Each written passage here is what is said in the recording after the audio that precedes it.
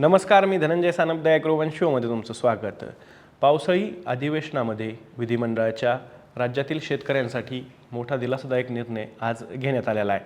आज म्हणजेच 2 जुलै रोजी आता स्वतःच्या शेतीच्या कामासाठी माती, मुरुम किंवा गाळ वाहतूक करणाऱ्या शेतकऱ्यांचा ट्रॅक्टर, ट्रक किंवा बैलगाड्या अडवून दंडात्मक कारवाई केली जाणार नाही, अशी घोषणा राज्याचे महसूल मंत्री चंद्रशेखर बावनकुळे यांनी विधानसभेत केलेली आहे. एवढंच नाही तर शेतकऱ्यांना विनाकारण त्रास देणाऱ्या महसूल किंवा पोलीस अधिकाऱ्यांवरही कारवाई करण्याचा इशारा राज्य सरकारने दिलेला आहे. मागच्या काही काळामध्ये शेतकरी आणि प्रशासनामध्ये अशा प्रकारचे काही वाद निर्माण झालेले होते आणि त्यावरून शेतकऱ्यांवरती मोठ्या प्रमाणात अन्याय होतोय अशा पद्धतीचा मुद्दा हा सातत्यानं विधिमंडळाच्या सदस्यांनी उपस्थित केलेला होता आणि त्याच पार्श्वभूमीवरती राज्याचे महसूल मंत्री चंद्रशेखर बावनकुळे यांनी हा निर्णय आज घेतलेला आहे. मग हा निर्णय नेमका काय आहे, कोणत्या कामांसाठी माती आणि मुरुम रॉयल्टीशिवाय शेतकऱ्यांना वापरता येणार आहे आणि शेतकऱ्यांनी कोणती प्रक्रिया त्यासाठी पूर्ण करावी लागणार आहे, सगळं काही जाणून घेणार आहोत आजच्या द ॲग्रोवन शोमधून. त्यामुळे तुम्ही व्हिडिओ शेवटपर्यंत नक्की बघा. तर राज्यातील शेतकऱ्यांसाठी दिलासादायक निर्णय घेत महसूल मंत्री चंद्रशेखर बावनकुळे यांनी मोठी घोषणा केली आहे. आता शेतकऱ्यांना स्वतःच्या शेतीच्या कामासाठी माती, मुरुम किंवा गाळ वाहतूक करताना ट्रॅक्टर, ट्रक किंवा बैलगाड्या अडवून दंडात्मक कारवाई केली जाणार नाही. तसंच अशा प्रकारे शेतकऱ्यांना विनाकारण त्रास देणाऱ्या महसूल किंवा पोलीस अधिकाऱ्यांवरती कठोर कारवाई केली जाईल, असंही राज्याचे महसूल मंत्री चंद्रशेखर बावनकुळे यांनी स्पष्ट केलं आहे. पावसाळी अधिवेशनादरम्यान विधानसभेत आणि विधान परिषदेत त्यांनी याबाबत आज निवेदन केलं आहे.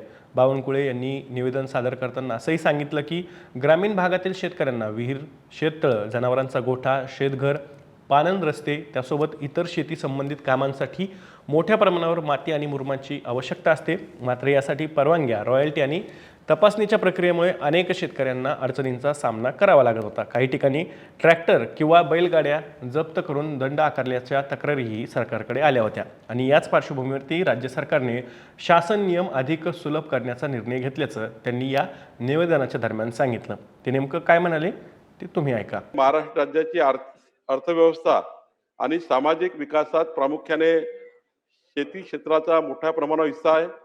राज्यातील ग्रामीण भागातील बहुतांश लोकसंख्या आजही उपजीविकेसाठी शेतीवर निर्भर आहे. त्यामुळे जलसंपदा विभाग आणि मृद व जलसंधारण विभागाच्या अखत्यारीतील असलेल्या जलकुंभाची तसेच गावतळी असतील, शेततळी असतील, शेतविहिरी असेल, पाझर तलाव असेल, गाव नाले, महसुली नाले, बंधारे, माजी मालगुजारी तलाव, लघुसिंचन तलाव किंवा स्वतःच्या शेतातून गाळ, माती, मुरुम शेतकऱ्यांना त्यांच्या शेताची दुरुस्ती करण्याकरता पावसाळ्यात पडणारे खड्डे किंवा पावसामुळे झालेला चिखल दूर करण्याकरता विहीर, शेतघर, जनावरांचा गोठा या कामाकरता यांना सहज गौण खनिज उपलब्ध करण्यासाठी हा शासन निर्णय निर्गमित करण्यात येत आहे. यामध्ये शेतकऱ्यांनी शेतकऱ्यांच्या वापराकरता कुठलंही गौण खनिज घेतलं तर आता स्वामित्व रॉयल्टी माफ करण्यात आली आहे.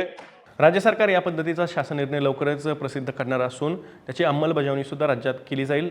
या पार्श्वभूमीवरती स्वतःच्या शेतीच्या विकासासाठी नवीन नियमानुसार शेतकऱ्यांना माती वापरायची आहे, मुरुम किंवा गाळ वापरायचा आहे, त्यासाठी रॉयल्टी आकारली जाणार नाही. जलसंपदा विभाग, मृद व जलसंधारण विभागाच्या अखत्यारीतील शेततळी, गावतळी, पाझर तलाव, जलकुंभ, गावनाले, महसुली नाले, बंधारे, मालगुजारी तलाव, लघुसिंचन तलाव तसंच स्वतःच्या शेतातून काढण्यात येणारा गाळ किंवा मुरुम शेतकरी आपल्या शेतीसाठी वापरू शकणार आहेत. त्यानंतर पावसाळ्यात शेतातील चिखल काढणे, शेतरस्त्यांवरील खड्डे भरणं, विहीर खोदणं, गोठा उभारणं, शेतघर बांधणं किंवा दुरुस्ती करणं यासाठी या गौण खनिजांचा वापर करण्यासही राज्य सरकारनं परवानगी दिलेली आहे. त्यामुळं शेतकऱ्यांचा खर्च कमी होण्यास मदत होणार असल्याचा दावाही राज्य सरकारकडून करण्यात जातोय.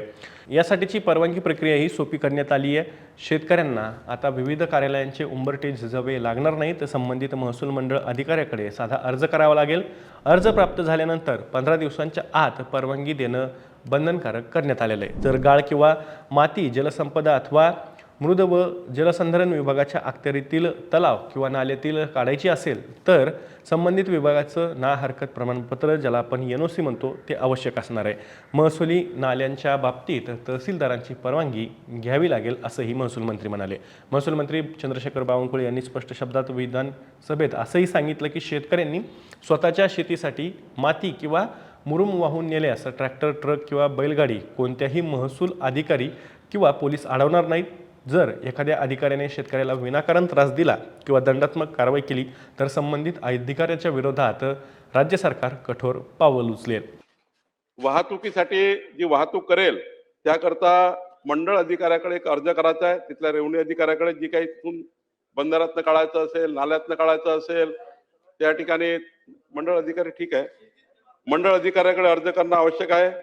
मंडळ अधिकाऱ्यांनी त्यांना मॅन्डेटरी 15 दिवसात परवानगी द्यायची आहे. तलाव, नाले, जलसंधारण कामातून समजा गाळ काढायचा असेल तर त्या विभागाची नाहरकत घ्यायची आहे. ज्या विभागाचा तलाव आहे त्यांची नाहरकत घ्यायची आहे आणि महसुली असेल तर तहसीलदारची नाहरकत घ्यायची आहे. हा वापर फक्त शेतकऱ्यांचा शेत रस्त्याची दुरुस्ती, पावसाळ्यात पडलेले खड्डे, पावसाळ्यात झालेला चिखल, विहीर, शेतघर, जनावरचा गोठा या कामासाठी असणार आहे. फक्त व्यावसायिक वापर करता येणार नाही. या ठिकाणी ट्रॅक्टर, बैलगाडी, ट्रकची वाहतूक करता येईल आणि अशा प्रकारे शेतकऱ्याचा शेतकऱ्यांचा मालकीचा ट्रॅक्टर कुठलेही तहसीलदार, पोलीस पकडणार नाही, दंडात्मक कारवाई करणार नाही असा निर्णय या ठिकाणी केला आहे. आणि त्यामुळं या ठिकाणी कुठलीही दंडात्मक आणि पोलिसांची कारवाई आता ट्रॅक्टर आणि बैलगाडीवर. पण यामध्ये एवढंच आहे, फक्त व्यावसायिक वापर नको. शेतकऱ्यांनी शेतकऱ्यांचं घर बांधकाम करता, शेतघर बांधकाम करता, गोठा बांधकाम करण्याकरता आणि विहिरी बांधकाम करण्याकरताही वापरावं अशी शासन निर्णय आम्ही निर्गमित करतोय. मात्र या निर्णयाचा व्यावसायिक वापर करण्यास परवानगी नसणार आहे. म्हणजेच काय तर रॉयल्टी मुक्त माती किंवा मुरुम विक्रीसाठी किंवा व्यावसायिक कारणांसाठी वाहतूक केल्याचे आढळल्यास संबंधितांवरती प्रचलित कायद्यानुसार कारवाई केली जाईल असाही इशारा महसूल मंत्री चंद्रशेखर बावनकुळे यांनी दिला. दरम्यान महसूल मंत्र्यांच्या या निवेदनावरती विरोधी पक्षनेते आणि काँग्रेसचे आमदार विजय वडेट्टीवार यांनी विधानसभेत प्रतिक्रिया दिली. महसूल विभागाचं काम वेगानं सुरू आहे अशी मिश्किल टिप्पणी करत त्यांनी बावनकुळे यांचं अभिनंदन सुद्धा केलं. मी पाहिलेत, खरं आहे की आम्ही पाहिलेत अनेक महसूल मंत्री, पण जो धडाका तुम्ही लावला ना, तर मला वाटतं की तुमची खुर्ची बाजूच्या खुर्चीकडे सरकत जावी लवकरात लवकर. या धडाक्यानं तुमचे निर्णय होत आहेत आणि पहिली खुर्ची तुम्हाला लवकरात लवकर मिळावी अशा प्रकारच्या तुम्हाला शुभेच्छा देतो. तुमच्या निर्णयाचं स्वागत करतो. चला, या निर्णयामुळे शेतकऱ्यांना विहीर, शेततळे, गोठे, शेतघर, पाणंद रस्ते आणि इतर शेती विकासाची कामं करण्यासाठी माती, मुरुम आणि गाळ सहज उपलब्ध होण्याचा मार्ग अखेर मोकळा झालेला आहे. अनावश्यक दंड, रॉयल्टी आणि प्रशासकीय अडथळे कमी होण्याची अपेक्षा त्यातनं व्यक्त केली जाते. मात्र ही सवलत फक्त स्वतःच्या शेतीच्या कामांपुरतीच मर्यादित असून त्याचा व्यावसायिक वापर केल्यास कायदेशीर कारवाई केली जाणार आहे. त्यामुळे या निर्णयाची जिल्हा स्तरावरती आणि महसूल यंत्रणेमार्फत प्रभावी अंमलबजावणी होते का आणि शेतकऱ्यांना प्रत्यक्षात किती दिलासा मिळतो हे येत्या काळात स्पष्ट होईलच. या पद्धतीचा निर्णय महसूल मंत्री चंद्रशेखर बावनकुळे यांनी घेतलेला आहे. आता तुम्हाला या निर्णयाबद्दल काय वाटतंय? तुम्हाला प्रशासनाचा कसा जाच यासाठी आधी सहन करावा लागत होता, या निर्णयानंतर काय सुलभ प्रक्रिया होऊ शकते असं वाटतंय? प्रत्यक्षात हा निर्णय अंमलात येईल का आणि त्याची मदत शेतकऱ्यांना होईल का? तुमची प्रतिक्रिया कमेंटमध्ये सांगा. मी या माहितीसोबत तुर्तास इथेच थांबतोय. मी दररोज संध्याकाळी 6 वाजता ॲग्रोवनच्या यूट्यूब चॅनलवर शेती आणि शेतकऱ्यांचे हिताचे मुद्दे घेऊन असतो. त्यामुळे तुम्ही अजूनही ॲग्रोवनच्या यूट्यूब चॅनलला सबस्क्राईब केलं नसेल तर लगेच सबस्क्राईब करा. व्हिडिओ जास्तीत जास्त शेतकऱ्यांपर्यंत पाठवण्यासाठी व्हिडिओला लाईक आणि शेअर नक्की करा. आपण पुन्हा भेटू. तर तुम्ही तुमची आणि तुमच्या जवळच्या माणसांची काळजी घ्या.